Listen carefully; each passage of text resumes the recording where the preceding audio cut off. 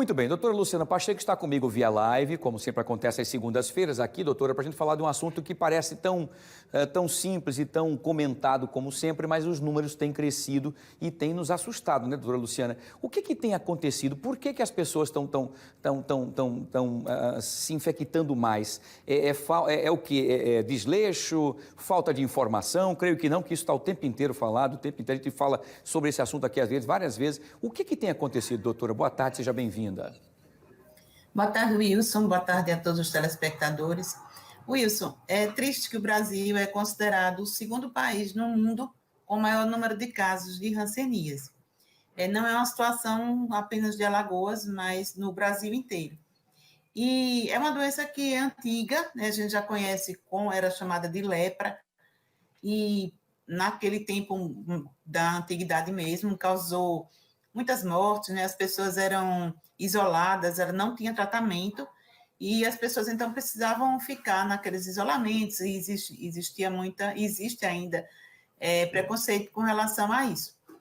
E provavelmente o que tem acontecido com o aumento de casos é, de fato, a falta do diagnóstico mais precoce e de seguir o tratamento. O tratamento é longo, mas a doença é curável.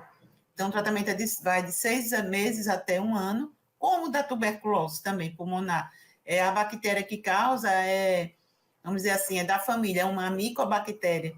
E aí precisa ter um tratamento prolongado. Então, talvez isso seja a razão, falta de diagnóstico e interrupção, por exemplo, do tratamento, voltando a pessoa a ficar novamente passível de transmissão.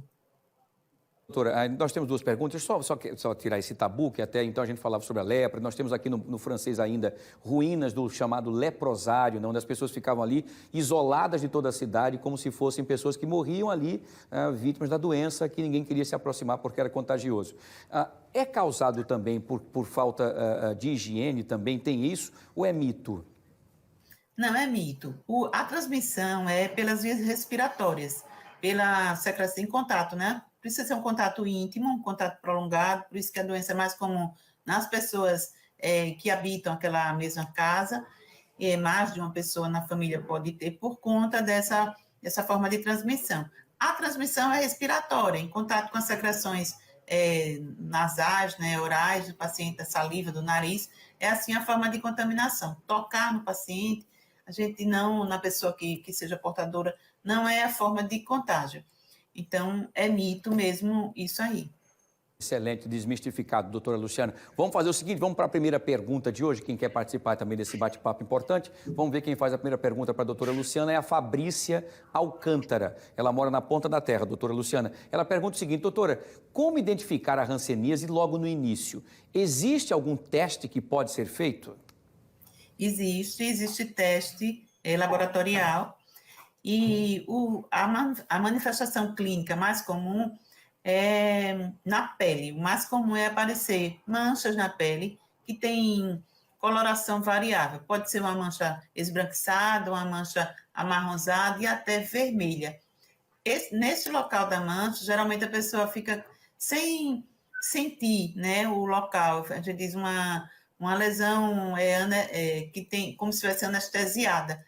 Pode ficar ali dormente, pode ter dormência nos pés, pode ter dormência nas mãos, pode ter juntas inchadas também. Então, são as manifestações clínicas mais comuns. Alguns pacientes que têm uma forma mais grave pode ter o que a gente chama nódulos, são os caroços no corpo, muitas vezes no nariz, dando um aspecto que a gente chama face leonina, aquele nariz assim cheio de caroço, dando aquele aspecto ali de leão.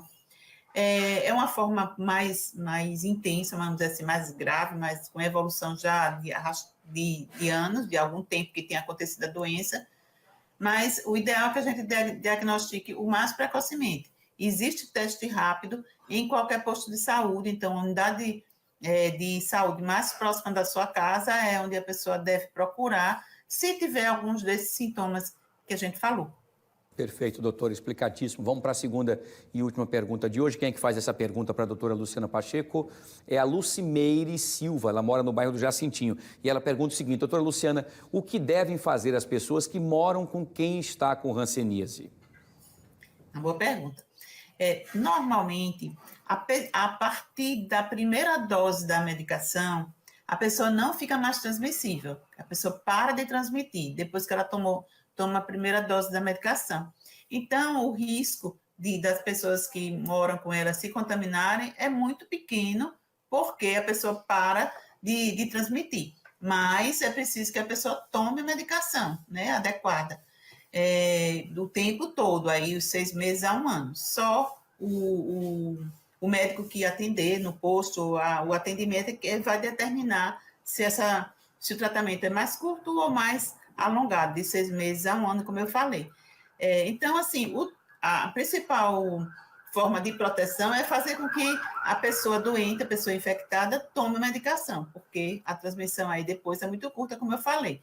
Mas, de uma maneira geral, como eu falei, a transmissão é respiratória, então, tentar deixar a pessoa, pelo menos nos primeiros dias, enquanto ainda não houver o diagnóstico, isolada no quarto, isolada num local onde não possa haver um contato muito próximo, porque a transmissão é falar, tossir, espirrar, é a forma mais comum de transmissão.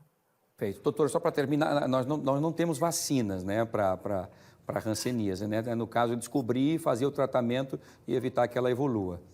Isso.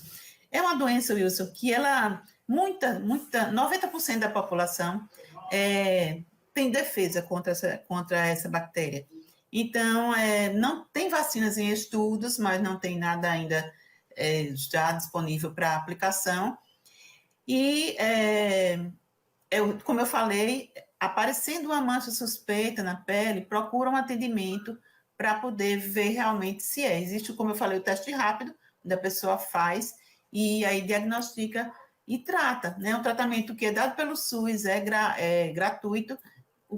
A única dificuldade do tratamento é a sua duração, porque tem gente também que acha que começa a tomar e aí 2 meses ou 1 mês depois, estou curado e para de tomar. Aí a doença volta a ser transmissível e volta a acontecer, a agravar, uma doença que pode ter, ela tem uma evolução muito lenta, mas ela pode ter complicações nos olhos, né, nos nervos. Então, é uma doença que precisa realmente de diagnóstico e de tratamento. Perfeito. Doutora Luciana Pacheco, infectologista, mais uma vez, muito obrigado pelas suas informações e essa prestação de serviço. E até a próxima segunda-feira, se Deus quiser. Saúde, boa semana, sucesso.